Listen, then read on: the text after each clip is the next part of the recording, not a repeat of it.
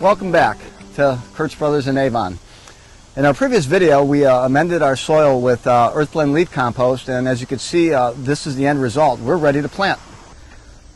Okay, so we've got a wide variety of plants we've chosen for this bed. One of the things that comes to mind is I have a full sun situation, and we run into issues getting water sometimes to these plants. So these plants are somewhat drought resistant. They have a lot of flower power, if you will, and what we're going to try to do is create a scenario where we have different texture, different colors, and even throw a tropical flair in there. And keep in mind at Kurtz Brothers, we have a huge selection of plants available. Trees, perennials, annuals, anything that you may need, we have available.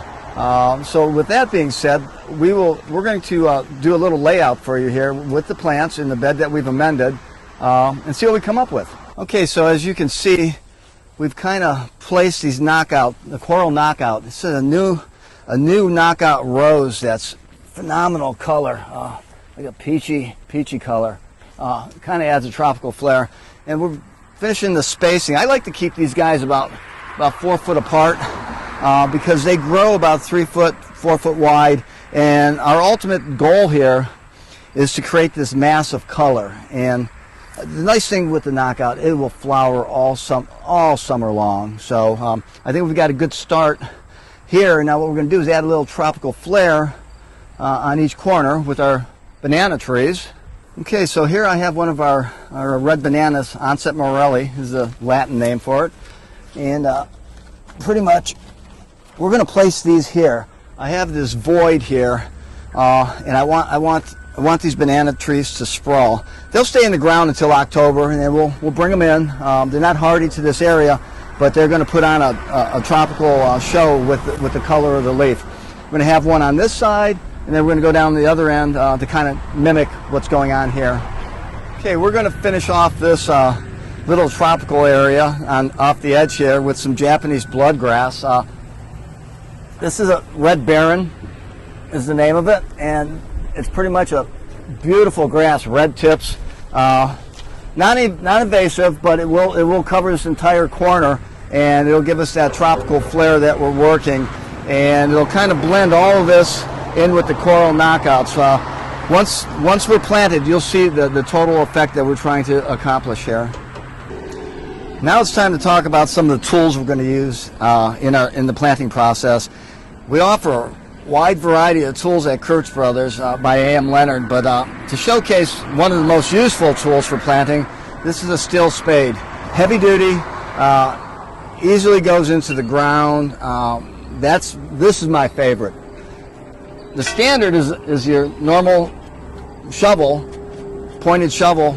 Once again, a useful tool for this situation. One other thing that I have is my soil knife, and I'll use this for some of the smaller plants that we have over here. If I feel the ground is loose enough, it works really well. This motion like this, bam, and plant in, and you're good to go. So those are the 3 tools we're going to be using for the planting process. Ready to start the planting process. I like to place everything. As you can see, we've staged this. I kind of mark the spot where I'm going to be digging, pull the plant out of there. We like to try to make the hole at least 2 times the size of the plant ball, and that's where this trusty spade comes into use. You see how it's just penetrating the soil that we've amended. And the rule of thumb here also is to keep at least 1 inch of the potted plant above the surface. And the reason for that is we're going to be mulching, and we want to have a scenario where we're not having the plant sit in a pool of water. As you can see, this is a soilless mix, well-rooted plant. It's going to have great success in the amended soil. So this is the ideal height. As you can see, I'm about 1 inch above our finished grade, and pretty much it's a pretty simple process. We're going to put back the amended soil around the root ball, pack it in with our hands as we're going.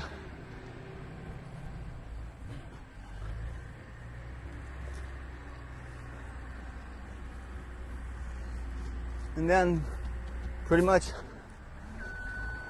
that's our finished planted product. We'll come back and move the soil around to prepare the bed for mulch when we're ready to do that. So I also like to use this for spacing.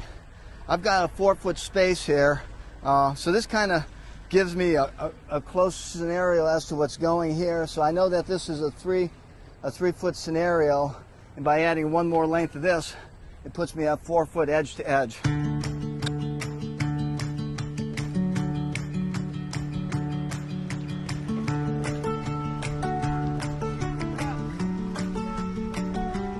Well, as you can see, the planting's done. We've got to add mulch yet. We've got to have mulch to retain the moisture and add valuable nutrients to the plants. Check us out on our next video and subscribe to our channel.